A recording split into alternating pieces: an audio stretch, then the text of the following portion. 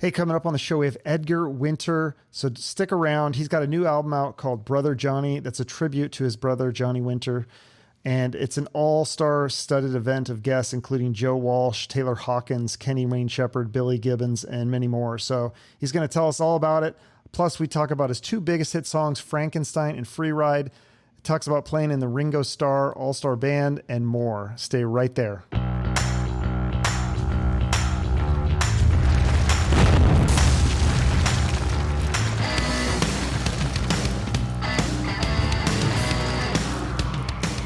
All right. Well, yeah, we're just here to promote your new album. It's amazing, Brother Johnny. I was just listening to it. Great stuff. Well, thank you. I had It's a the great number time one blues making it. album, right? That's what I hear. Yeah. So tell me about the recording, though, because like you have all these crazy big guests on the album. And it's not just like these local players. These are like nationally known, amazing people. Yes. Well, the first thing, I was undecided about doing the album. And before I start talking about it in detail, I'd like to thank the main people. First, beginning with my lovely wife, Monique. We've been married for 43 years now. Not bad for rock and rollers. And in California. Amazing. But she really helped. She added her voice to the people that were for it. And gave me the strength and courage to make the album. So I want to thank Monique. The next person being the engineer and person that ended up being a co-creator, Ross Hogarth. And Ross really contributed in so many ways. He actually brought a lot of people into the project that wouldn't have been there otherwise. People that I was not that familiar with, like Phil X from Bon Jovi, David Grissom, who's a great Texas guitarist. He suggested, what's the other guitarist's name from the Doobie Brothers? There's John McPhee. Yeah, John McPhee, of course. Yes. There it is. Yep.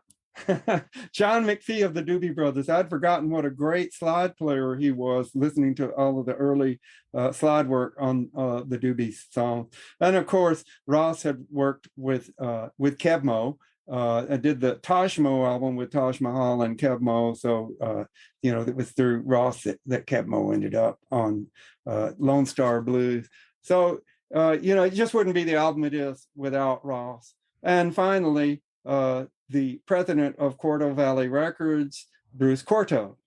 He was largely responsible for helping me make the record. He wanted to do it for all the right reasons. Basically, what had happened was that shortly after Johnny's passing, I got a lot of offers and suggestions to do the record. And that's what they felt. They felt like deal offers. They were people sensing an opportunity, and it just felt like exploitation of Johnny's name. And it wasn't something that I wanted to do at the time. Plus, I was just devastated after Johnny's death. And I wasn't emotionally ready or prepared to make a record like this. It took, I spent 3 or 4 years not making this record, thinking about it, and realizing that at some point it was something that I wanted to do. But when I talked to Monique about it, she was so certain and definite. She said, well, you always talk about how Johnny is your all-time musical hero and you wouldn't be where you are if it weren't for him. Well, here's your opportunity to show the world. I think you owe it to yourself and to Johnny and to the world to make the record. And she was absolutely so right. And I'm just so happy that I've done it. And I feel closer to Johnny and unaccountably in a way that I never expected, having made the record and playing that music. I thought it might be sad and difficult, but it turned out to be a great source of strength and comfort. So, so it's like cathartic to make this. Yes, very cathartic, therapeutic. I needed to do it for my own spiritual evolution for my heart. I mean, Johnny may have departed this physical plane, but I talk to him every day, and his music and his presence will live on in my heart for forever. And I hope this album will help perpetuate that legacy. And I wanted it to be not only a tribute to Johnny, but to the blues, which he loved so deeply, and to guitar. I just wanted to make a great guitar record. So those were the things in my mind. And you mentioned all the array of guests. The people that ended up on this album are uh, not necessarily the usual suspects. I didn't want to just do a sort of cookie cutter kind of. I think there's some unusual and unexpected people that you might not expect to see. But that's what I wanted, was sort of an interesting cast of characters, and the people that ended up on it are the people that really wanted to play on it. And I'm sure you probably have the list, but Joe Bonamassa, Joe Walsh, Billy Gibbons, Warren Haynes, Derek Trucks, Steve Lukather, Kenny Wayne Shepherd, Keb' Mo', Ringo Starr, and Taylor Hawkins, to name just a few. Robin Ford. I'm sure I'm leaving some out because they're. Did we say Michael McDonald? Michael McDonald. That was Yes. when I was listening. I heard his voice and I go, "Oh, that's totally Michael McDonald." It's so distinct. Yeah, absolutely. You can't miss. And what a magical vocal. I love that song. I just finished a visualizer of that song. But Michael and I played together. He invited, like, just out of the blue. I didn't even know Michael was aware of me or familiar with my music. And he invited me to play in his first solo band after the Doobies, and record with him on his first record, if that's what it takes. And it was just amazing. It was one of the highlights of my career, and just a very creative. I love Michael. He's just a great artist, singer, and writer. We did a Japanese tour. It was us, Joe Walsh, and Boz Skaggs. Three. What a show! That sounds like fun. It was. It was. So most indeed. of these guys you know from touring and recording with, and Some are longtime friends, and some were people that I had never met. Bobby Rush, for example, and Bobby he was recommended by Bruce Corto, the president of Corto Valley Records, and they had worked together on a previous project. And the song that he's on was Got My Mojo Working, which was practically Muddy Waters' theme, his anthem.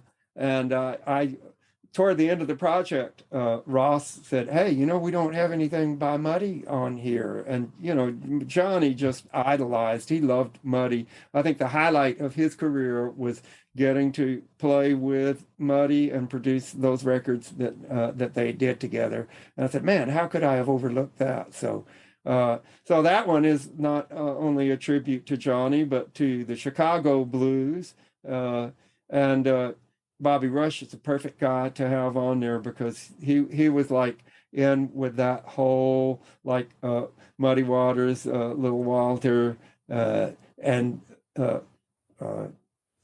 Buddy Guy, all the Chicago blues guys, Willie Dixon, and there, that was a great style of music that Johnny loved. So I was great. Michael singing backgrounds on "Got My Mojo Working." That's him, and John McPhee are doing the party vocals on that okay. song.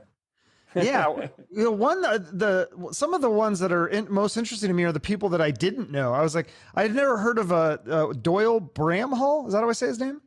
Doyle, yeah. Now Doyle plays with Eric Clapton. He's Eric's, and that's where I knew him from.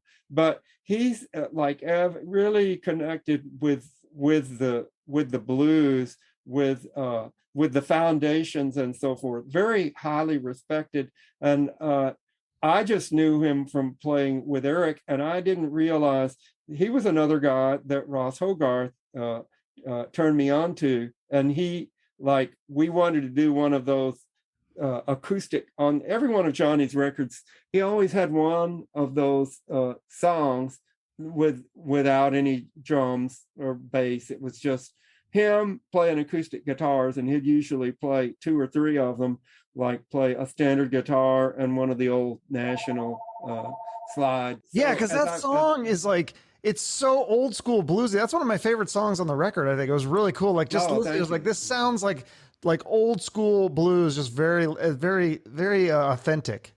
Yeah, and that was, to me, there are a lot of great electric blues guitar players, but I think one of the things that that separated Johnny from that pack was his slide playing. And I'm talking about the old school, authentic Delta slide, acoustic slide playing. And he could do that with an authenticity that I think is unparalleled. And Doyle just did a fantastic job. And I had no idea that he was conversant with that style and could do that. But Ross said, yeah, he's the guy you want. And he was right.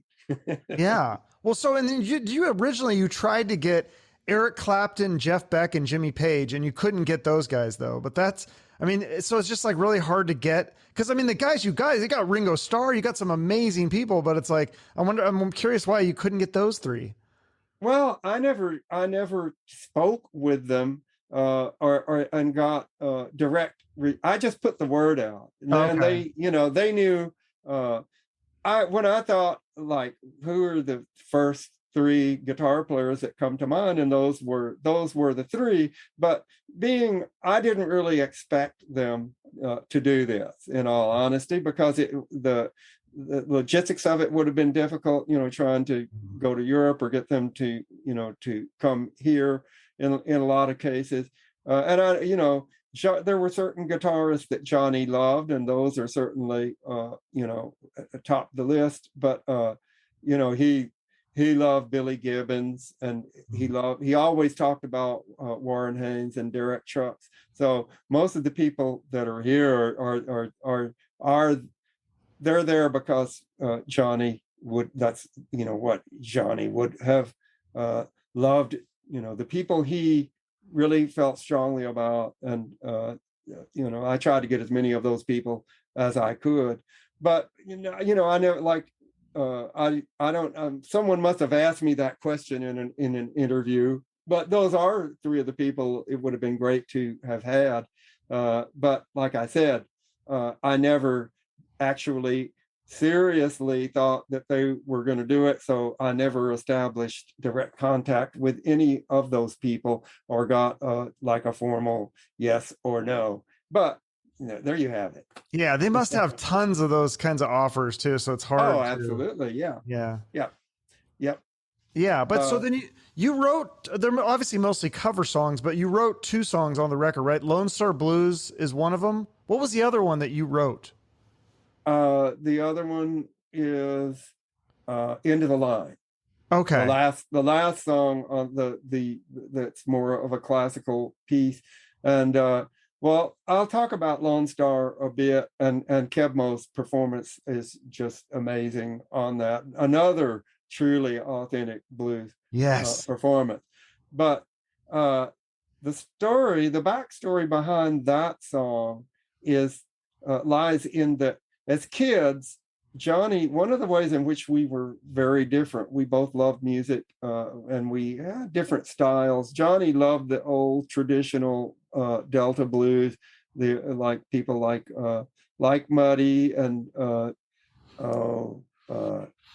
Elmore James, Lightning Hawkins, some of the old slide players. And I gravitated more toward the urban style, people like Ray Charles and B.B. King and Bobby Blue Bland.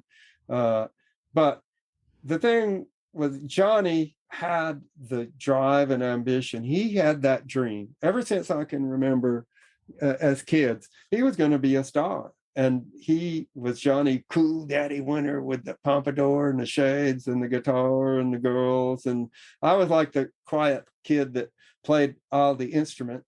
And the irony of this is that after working his whole life, dedicating himself to that dream, when he finally realized it and seemingly had everything anyone could possibly want, fame, fortune, money, adoring fans, it wasn't what he expected it to be. And I remember him saying, yeah, Edgar, I just never thought it would be like this. I feel so sort of cut off from people. It's as though there's this image that suddenly people relate to Johnny Winter, but they don't know who I am, and I don't know who to trust or who to talk to. And that was it was a difficult time for him of readjustment, and he overcame that. And he loved he loved the blues first of all, and I think after his great popularity in rock with Johnny Winter, and he rededicated himself to the blues, and I think resolved a lot of those issues in his mind. But I know he loved his fans. I've seen him invite people into his trailer, to sign autographs and just talk to people. So he came to appreciate everything that he had, but he did go through that period of disillusionment. And I went through the same thing. It's kind of odd, and it's not something that you can really explain. You have to experience it. But suddenly you really don't feel that you have any privacy, and there is that feeling that people have this preconceived idea of who you are that is not really who you are.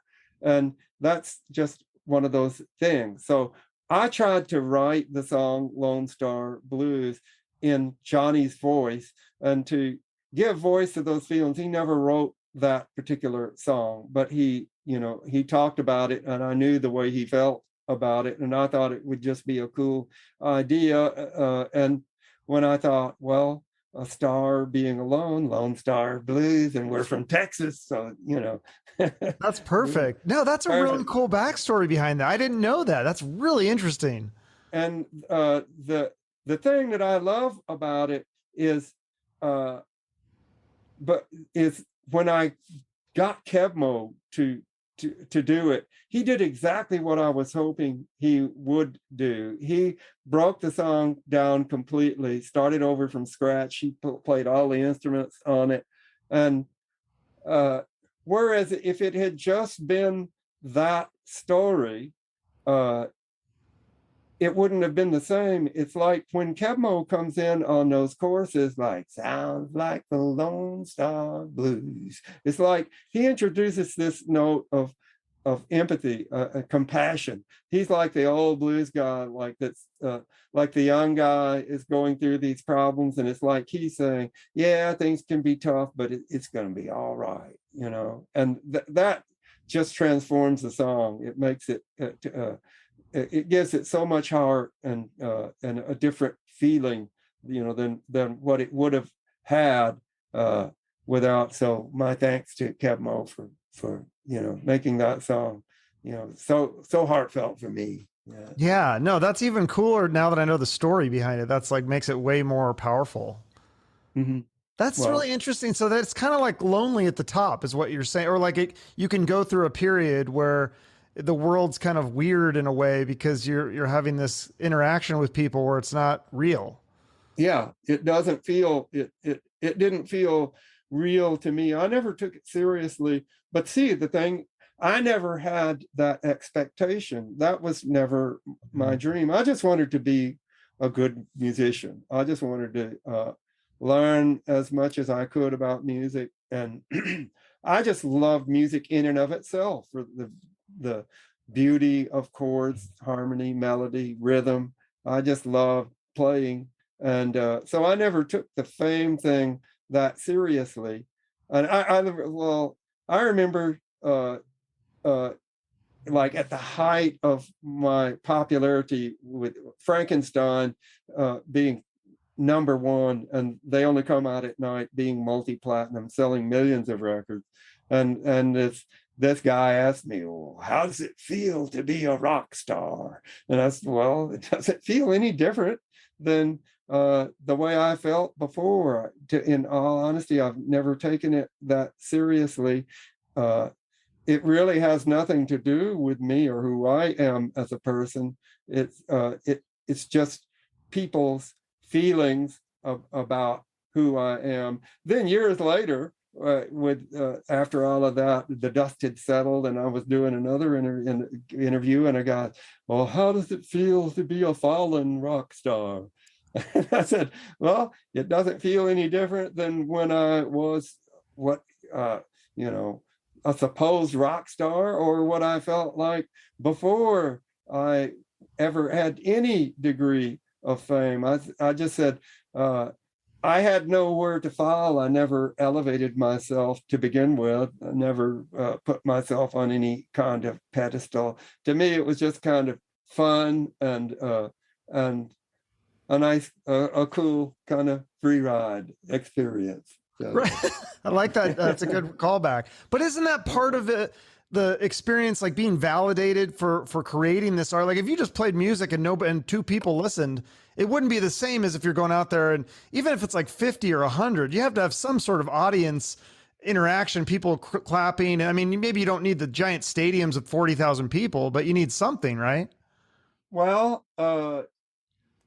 to be the people that I would care about are other serious musicians. I respect their opinions, Hmm. and as far like I would be playing, it doesn't matter to me if it's Madison Square Garden or the club on the corner. I would be playing, and I've never done it for fame or for money. I just love music. So I love to write, and I don't know how to explain this, but there is a thing that happens. I think the reason people love music, to me, life is a spiritual quest, and music has a great spiritual significance for me. It has like it has illuminated that spiritual path. It's the light. It's not the path itself, but I feel like uh, uh, well, when I did Woodstock, that's what changed my life. And before Woodstock, I had thought of myself, I love jazz and classical as well as blues and rock and country and everything. But uh, music was my own sort of personal, private escape world. And when I played Woodstock, I remember this transfiguring moment. Like I was asleep in a press trailer, and I shaken awake, and I staggered up there on stage, and oh, you're on, and I was looking out over this endless sea of humanity, and how did I get here? This is just such an incredible thing. And like Woodstock, set against the social backdrop of civil rights and the peace movement, it just had a vibe, and you felt like you were part of something greater than, beyond yourself. And Mm-hmm. seeing all of those people united in that unique way made me realize that music could be so much more than just artistic beauty and expression, that it actually had the power to reach out, to transcend boundaries, and bring people together in a way that I had never considered.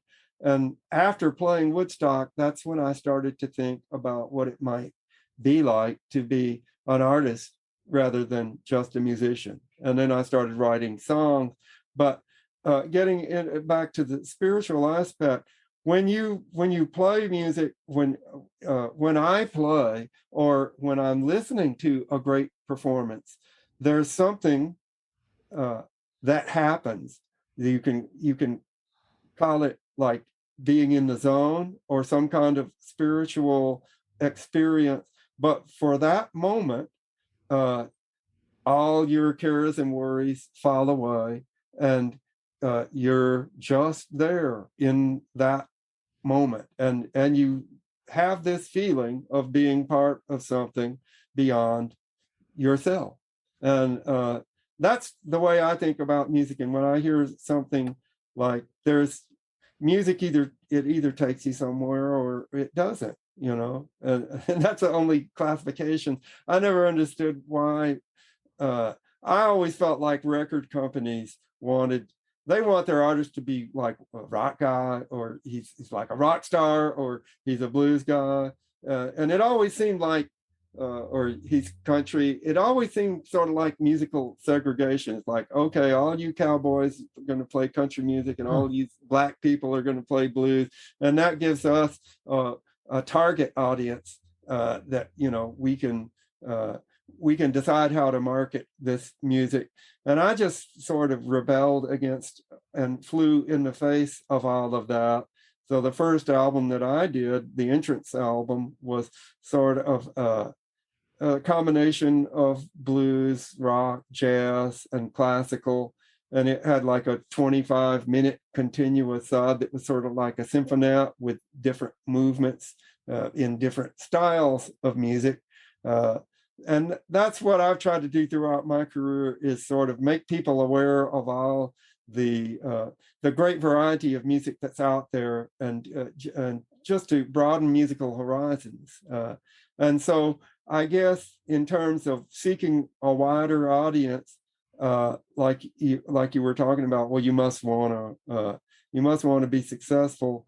When I signed my deal, Johnny's manager set up a meeting with Clive Davis, who was the president of CBS at the time, and I couldn't imagine like suddenly having a record deal. Clive, I talked to him really seriously and explained like this whole concept.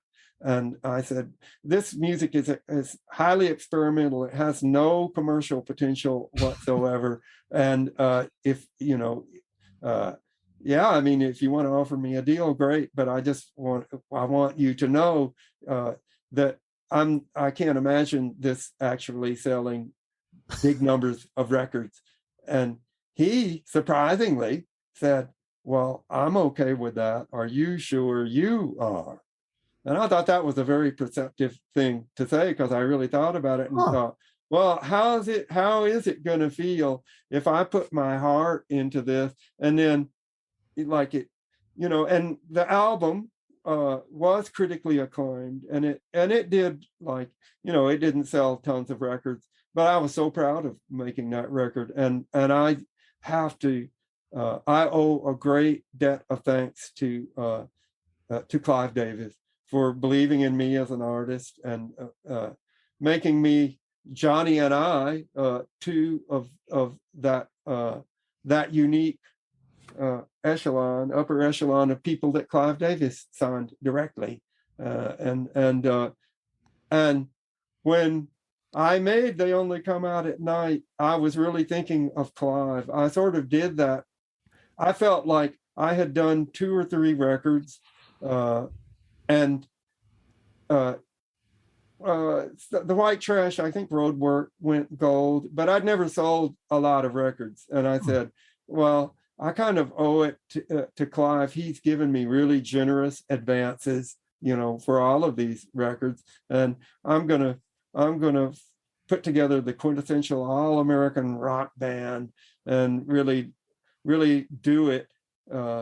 And that's kind of why a big part of why I put together the Edgar Winter group and changed directions so drastically.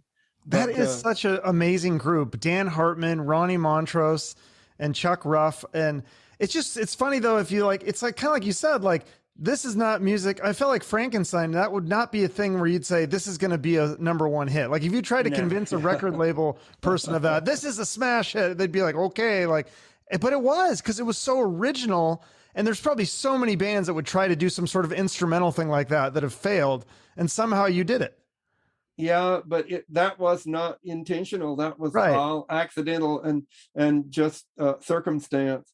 Like I felt like the strength of the Edgar Winter group, and that was like a sort of a big talent hunt. Like I was looking for people that would not be just great players, but Dan Hartman. As soon as I heard his audition tape, we were listening to tapes that were sent into the office, hundreds of them. And as soon as I heard Dan, I said, this guy is fantastic. He's a great writer. He's a great singer. He's a great musician. And that's what I was looking for. It's people that would not just be great players, but could write and would have stage presence and charisma and be able to contribute to the overall direction of the band. And I'd seen Ronnie Montrose. I'd seen him play with Van Morrison and Boz Scaggs, and he like fit that like, to me, he had that bad boy. He had that kind of edge, and I liked that chemistry. Dan had a sort of a youthful innocence, if you listen to Free Ride, and Ronnie had that like that unpredictable edge. He seemed like the lead guitar guy, and Dan was really a guitar player. He loved Hendrix. He was a Hendrix freak, and I had to talk him into switching to bass. I just didn't think it should be a 5-piece band. We tried it for a while with 2 guitars, and Randy Joe Hobbs played bass in the band. But I just feel like a trio is great, like Cream and the Beatles. 4 people you can keep track of, but when it gets like into Dave Clark 5, when it's more than 4 people, it kind of gets I just feel like it's a better focus, and I felt like the 4-man group was the right thing. No, it's perfect.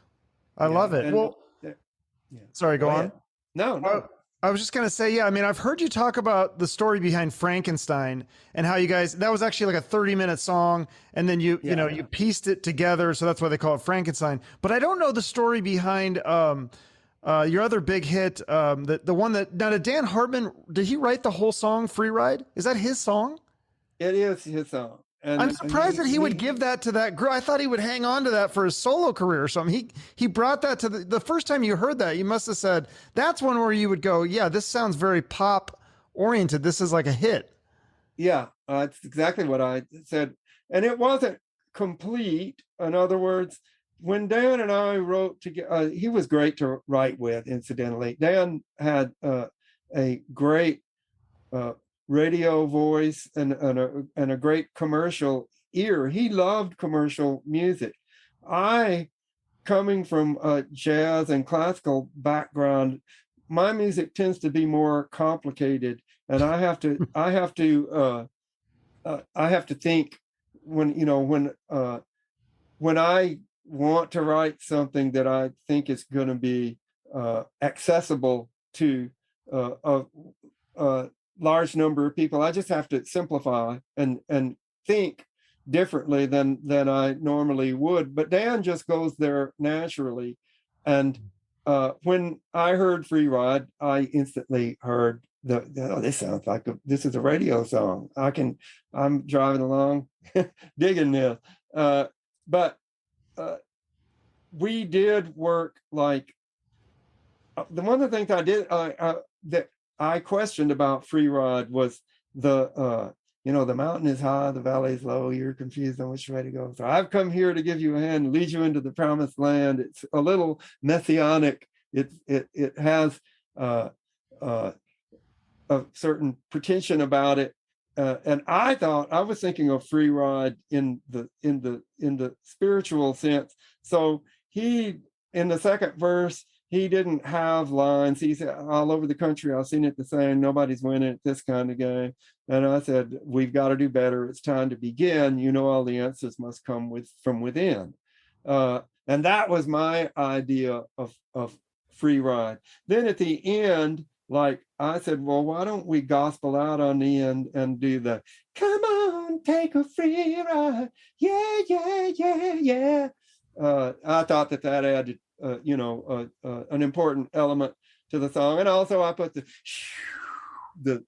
free ride yeah. synthesizer in it. So it's not that I didn't contribute to the song, and I think that I could certainly have demanded, if not co-writers, like a share of the song, but I just wasn't into that. I just felt like songs that Dan started out with, where he had a basic idea, I just said, well, you can have that song, and songs that I come up with that you help me on, I'll just take those songs.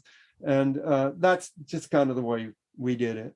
Yeah, that's always interesting to hear that, because it seems to be decided these kind of casual conversations, but it's like, there's so much at stake. It's, I guess for you, you seem like you just don't even care about that stuff. You're like, yeah, whatever. Nah, that's right. I like that.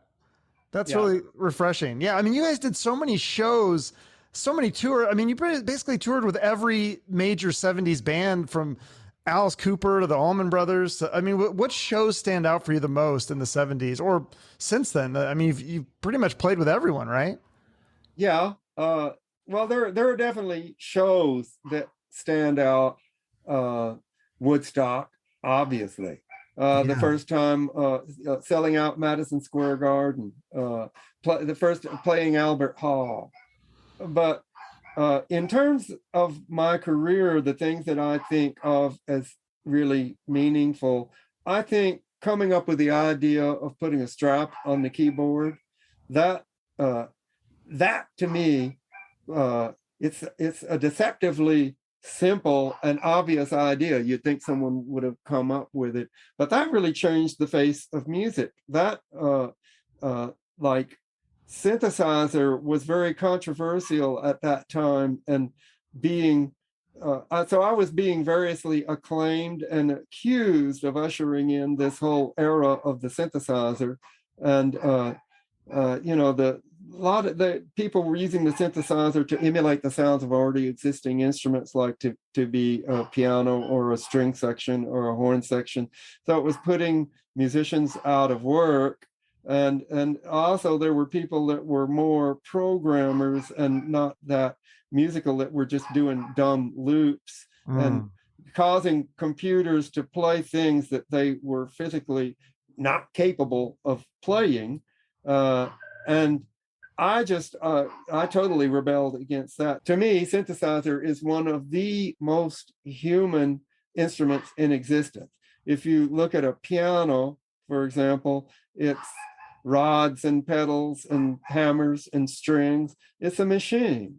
A synthesizer is a machine, but it's a smart machine.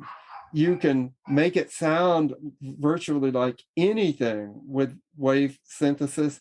It can sound like anything. You can introduce modulations like vibrato, pitch bend, growl, things that the human voice would do. It's a much more flexible and for that reason, a much more human instrument to me. So there you have that. You're asking about things that stand out. Playing with Leon Russell, playing with Michael McDonald, and playing with Ringo Starr. Yeah, you're going to be touring with him this summer again, right? Touring with Ringo again. And, like the Beatles, come on. I mean, they're in a class unto themselves. The Beatles are bigger than music. What they did transcended music to me. They changed the mindset of an entire generation. They brought about a revolution without having to fire a single shot, because it was a revolution of the mind, of the spirit, of the heart, peace and love. And Ringo just exemplifies that, like what we were talking about at Woodstock. First of all,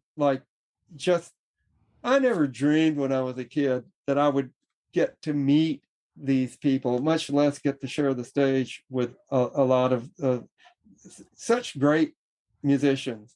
I mean, whoever would have thought an albino kid from Texas would end up playing with one of the Beatles? And one moment that stands out in my mind was 2010, and it was Ringo's 70th birthday, and we were playing Radio City Music Hall, and there was this big surprise that Ringo was completely unaware of, and we had finished the show. We walked off stage, and we were walking back on to do the encore, walking on stage, and then coming toward me is Sir Paul McCartney and Joe Walsh. And then Paul straps on his Hofner, don't, say it's your birthday, you know, and I had that cool underwater waveries, that piano part. It just sounded so cool. And I said, I can't believe this is happening. I'm actually on stage with Paul McCartney, Ringo Starr, Joe Walsh. It was just like amazing. That is amazing. My mind was blown. Yeah. How did Ringo, did he recruit you, or how did that initially, did you meet him somewhere, or how did he find you, or does he just call you, or does he have an agent call you or somebody? Yeah. There's a guy, Dave Hart, who is now currently my manager. He helps Ringo put those bands together. And I heard from him first to see, he was just sort of testing the waters to see if I would be interested. I said, "Are you kidding? Oh, man, of course, that would be such an honor." And then I did get to talk to Ringo after, but it did happen through Dave Hart. So he's a great guy and books the tours, and you know, I'm so glad to have. I should have mentioned Dave in terms of he was all for my making the Johnny tribute album, and helped in every way possible as well. So, and I heard about the tour this summer through Dave. Dave said, "Hey, are you ready to play with Ringo again?" Oh, you know it. Who else is in the band now? Because it really is like an all-star lineup of all these people who have their own hits, and then you guys play like the hits of all the people that are in the band in addition to Beatles songs. And Ringo. Right. That's the way it works. So Colin Hay from Men at Work, you know, Down Under, and Could It Be Now? And let's see, Hamish Stewart from the Average White Band is on bass. So you get to do all those, like pick up the pieces and cut the cake and work to do great Average White Band songs. Let's see, who else is Rick Derringer still in it, or no? Rick is not. Rick is not in it. So Steve Lukather from Toto. Oh, that's a big one. Yeah. Steve is the guitarist, and I'm on keyboards. So that's basically, and then Greg Bissonette. But yeah, the first year I did it, it was Sheila E. playing drums. And then let's see, Rod Argent from the Zombies was keyboards, and Billy Squire was on guitar. Then Richard Marx was in it for a while. Wow. Wally Palmer from the Romantics. So you're right. And Ringo, it's a great model. And what Ringo, he wants everybody to know the song. So when, like, he wants your hits. So I'll do Frankenstein and Free Ride, and I think I'm going to do Johnny Be Good from the record, from the Brother Johnny record. And I'll just say a few words about Johnny Be Good. Like, you would think, oh, well, it's a Johnny Winter tribute. Johnny Be Good. But that song has a great backstory as well. When we were kids, our first band was Johnny and the Jammers. And Johnny was maybe 15 and I was 12. And there was this local talent contest in our hottest song that we knew was Chuck Berry's Johnny Be Good.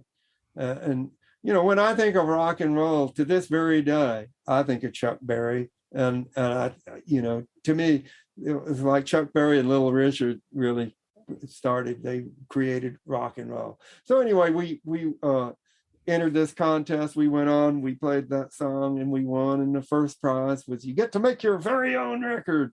So had it not been for Johnny B. Goode, who knows? That was that song was responsible for starting our professional career. We went on and recorded our first record, and it's a classic song, and I feel like it's not only Johnny's story, but it's every kid's story who comes from humble beginnings and picks up a guitar and dreams of being a star, just like Johnny did. So and Johnny recorded the song, obviously, for those same reasons. So I couldn't I had to have that song on the record. I always think of it too from Back to the Future. Like I can't not think of it. That scene is amazing in that movie. So sorry, go on. No, that I just wanted to mention, in the making of the album, I never thought of any specific artist in relation to a song, but the one that I did, I for some reason I had in my mind I would like to do this song with Joe Walsh. So and Joe and I go way back. We played shows together when it was James Gang back in the 70s, like you were talking about. I played just with virtually every I remember doing shows with Ozzy and all those crazy guys and Alice Cooper, like you mentioned. But when I asked Joe, I think of Joe as a rocker, and I wanted to do that song with somebody the way I used to do it with Johnny. So Joe said, I don't know. I said, it's that classic Chuck Berry. I don't know what I can bring to that. What else do you have? So I played him a bunch of other songs, and he picked Stranger, which is a beautiful ballad and a song that I never would have expected him to pick, because I thought he would pick an up-tempo rock kind of thing. And I said, well, that's at least, why don't you sing it with me? You don't want to do that guitar, thing. Oh yeah. So, we had arms around each other. We were, I went over to his place and go, Johnny, go, Johnny, be good. It was such a warm, great feeling. And it just reminded me of when I used to sing that song with Johnny. And then Ross suggested David Grissom, who's a great Texas guitar player. And he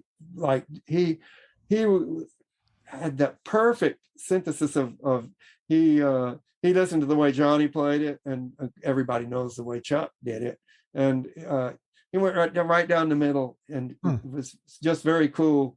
But that was how Joe got on the song Stranger, and that led to getting Ringo to play drums on it, because I wanted to have.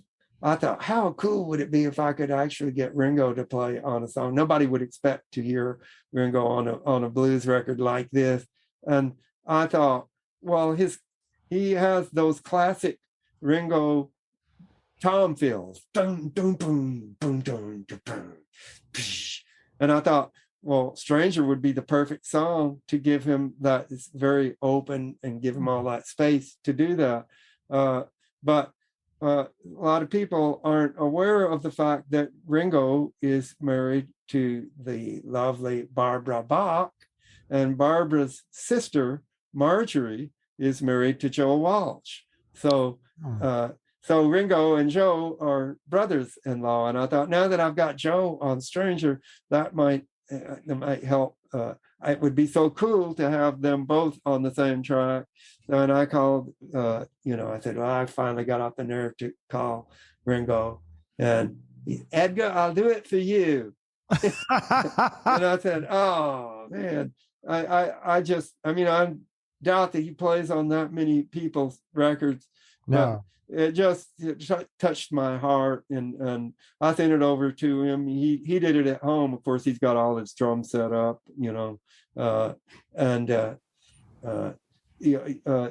it was just like, I was just over the moon and you know, having Ringo and Joe on the same cut.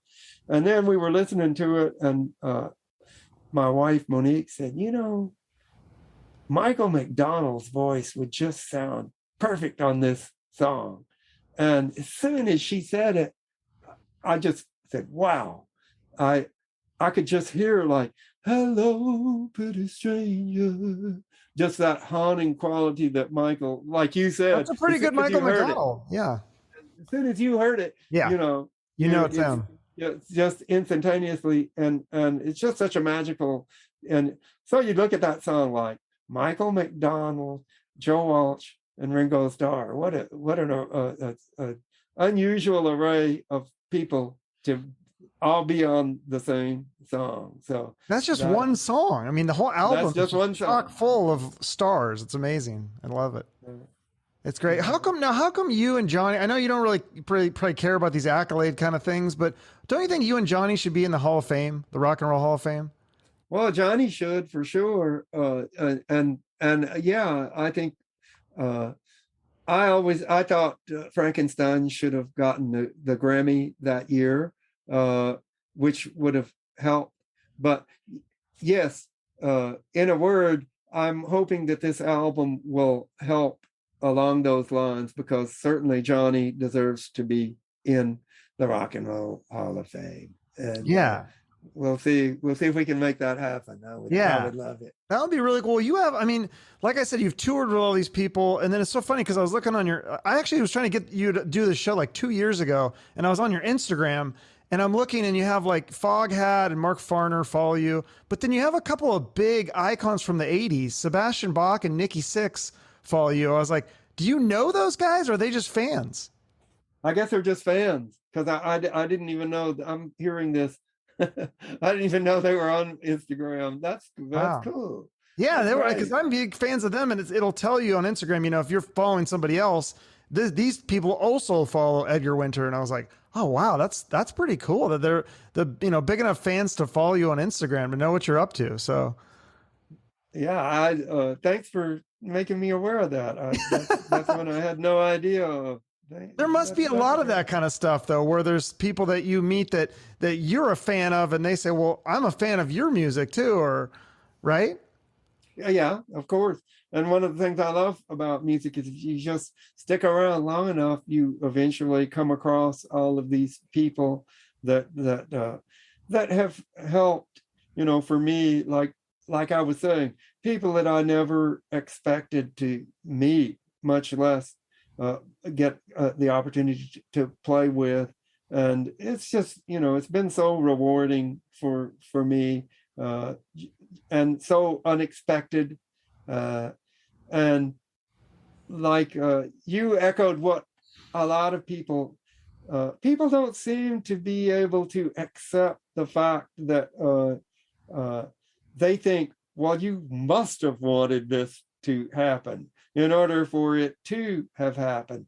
But I just have to, all I can say is it just literally fell into my lap. And, had it not been for Johnny, I don't have any idea what would have happened. I might have been like a struggling jazz musician, or maybe a music teacher, or a engineer, or, so I would have been in music. I would have been playing.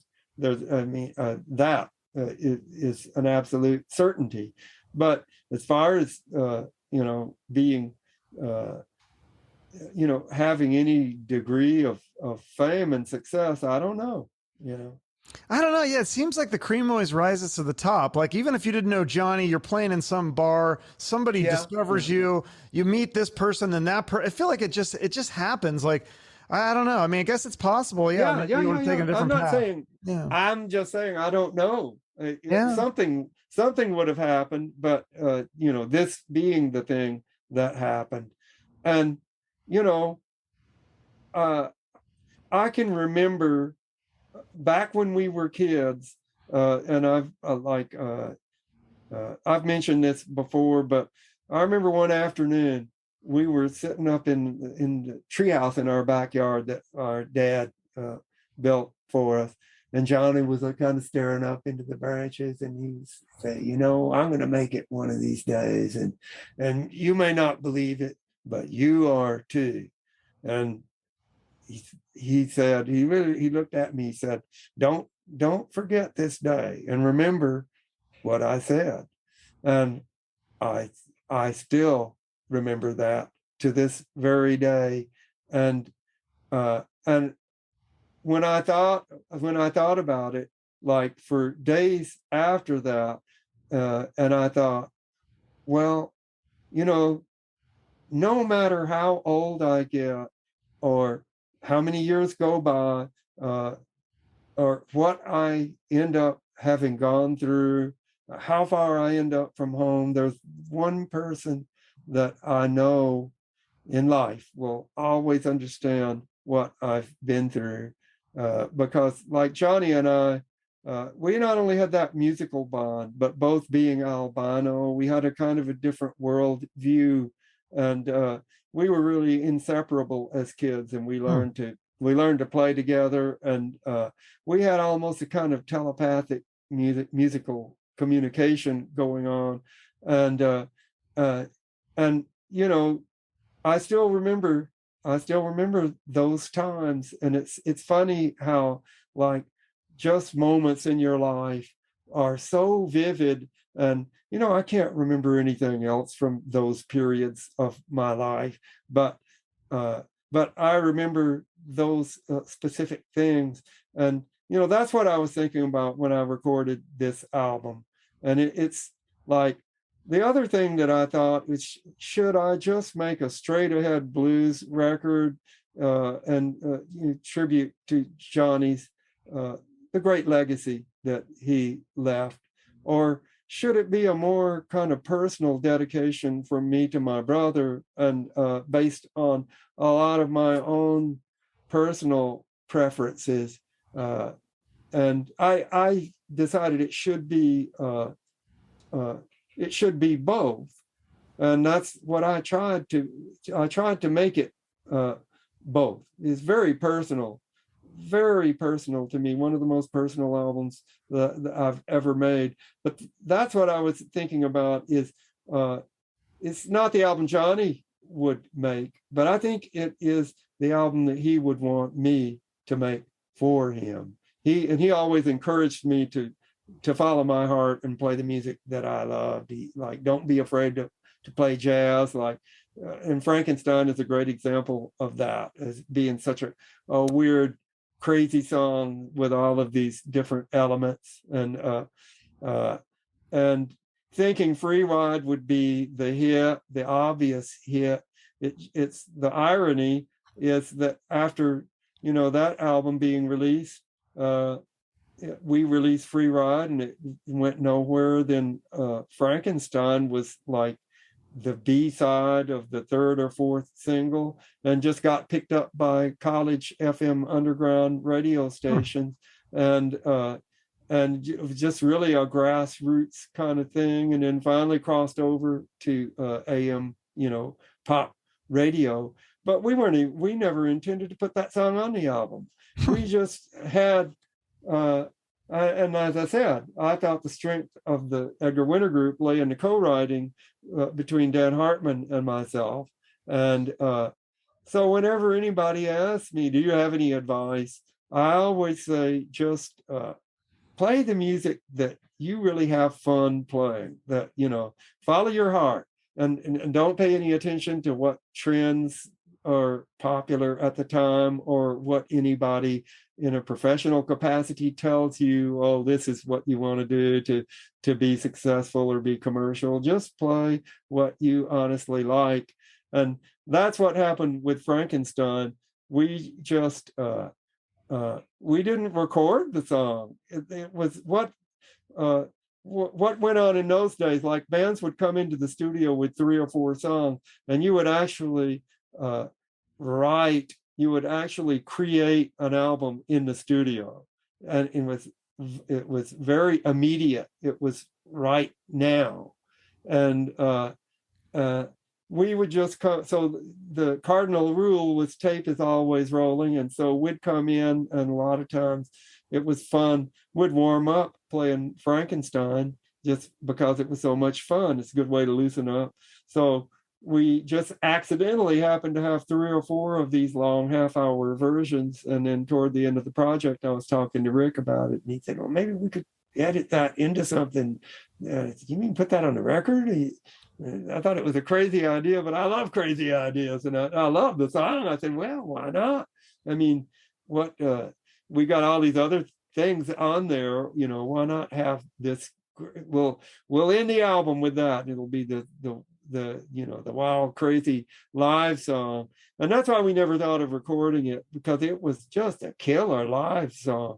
But being 20 to 30 minutes long, songs couldn't be more than 4 minutes at the most. So we never even considered recording it. But that just goes to show how things have a way of the thing that you would never expect comes to pass. So yeah, just being genuine and being true to yourself. Yeah. And that gave you that's it. That's the whole deal. Well, I got to ask you too, because you said, you mentioned that a couple times with your wife, 43 years.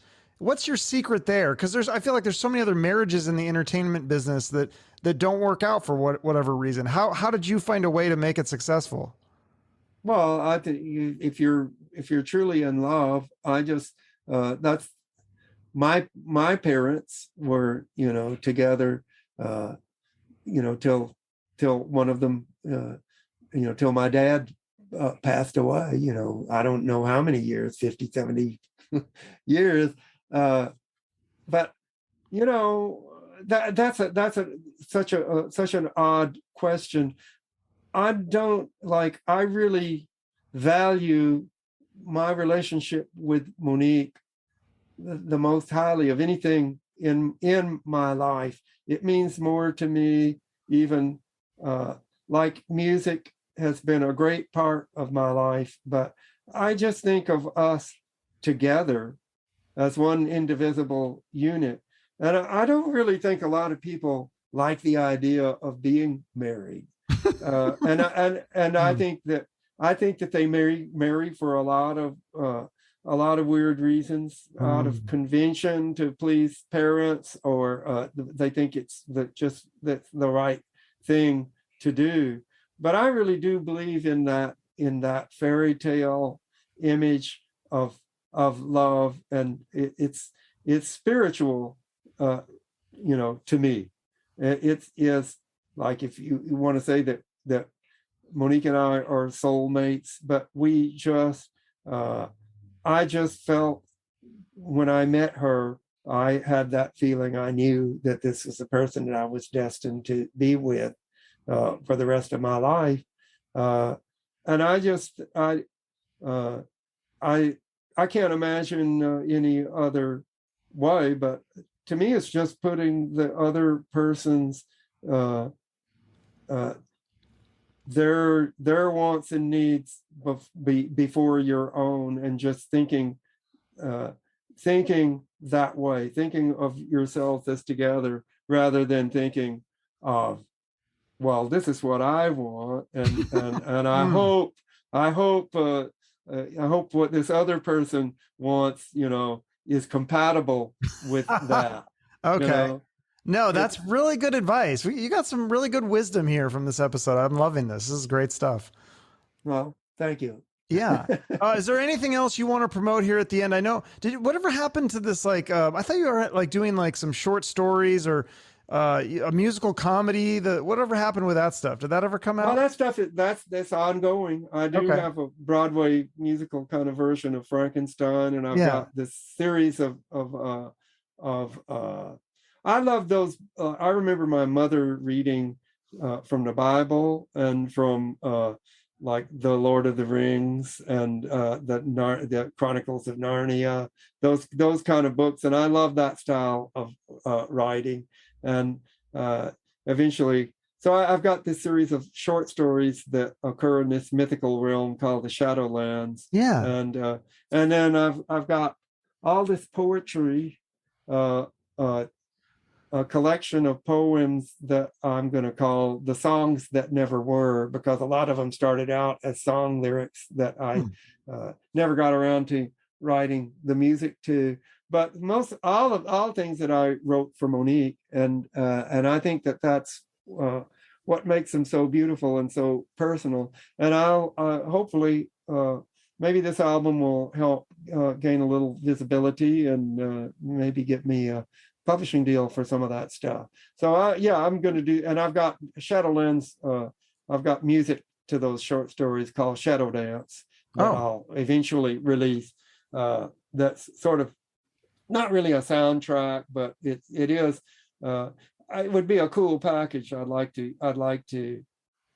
I'll probably do audio versions of them as well. Read the stories, read the poems, and you know. But like the poetry has a visual component as well. Like I'm either going to have it illustrated or have a photographer, but I have definite visual imagery in mind for the poetry. I want it to be a big, like, coffee table kind of book. Wow, that sounds really exciting. Very cool. Well, people can get the new album out, Brother Johnny. It's out now. And then is there a charity? I always end with a charity of the guest choice. Is there a charity you want to promote or just give a quick shout out to here at the end? I don't, my wife, Monique, knows all about that stuff, but we support, like, we love animals. So do what you can to help the animals. Okay. I'll put something in the notes for that. If people have a few extra bucks after they buy your album, of course, and come see you on tour this summer with Ringo. And yeah. And before I go, like, I just like to thank all of our fans that have followed my career as well as that of my brother Johnny's throughout all of these years. And we love you all. We could not have done what we've done without you. And it's meant the world to us to be able to do what we most love and see you all out there rocking and having a great time. So please pick up. The actual, I don't know if you can see this, but this is the vinyl cover. Oh, cool. Yeah, I can see that. A 3D holographic, which changes from Johnny's image to mine. And it's going to be coming, the vinyl's going to be coming out in mid-June. Okay. And there's also a 32-page booklet that I wrote, liner notes that detail the whole making of the album. So it'll be, it's 180 gram, like real, like highest quality vinyl that's not going to warp and wobble. And so if for all you vinyl people out there, pick up a vinyl copy. That's the real deal. I can't wait to hold one in my hands and look at that cover. And then I used to love albums and still do. But that'll be a beautiful addition, to anybody's collection. But I hope that this album will make you, if you follow Johnny's career, you're going to love the album. And if you just love the blues or just love music, I think that you'll really appreciate Brother Johnny. So I hope to see you all somewhere down the road sometime soon, and get ready to rock and roll. All right. Thank you so much, Edgar. I'll see you later. Peace and love. All right. Peace and love. Bye-bye. Bye-bye. Fascinating stuff from Edgar Winter. What a nice guy and such a talented musician. Check out the new album, Brother Johnny. It's great music. If you like the blues and blues rock, you're going to love it. And if you're not real familiar with the blues or blues rock, then this is a great way to discover it. Also, check out Edgar on tour this summer with Ringo Starr and his all-star band. Follow Edgar on social media or check his website for updates. And if you want to support my show, you can follow me on social media. All your likes, comments, and shares on there and YouTube and all that stuff help me out a lot. And of course, make sure to subscribe to the show so that you'll be notified of new episodes. And if you want to go all out, you can write me a review or give me a rating on Spotify.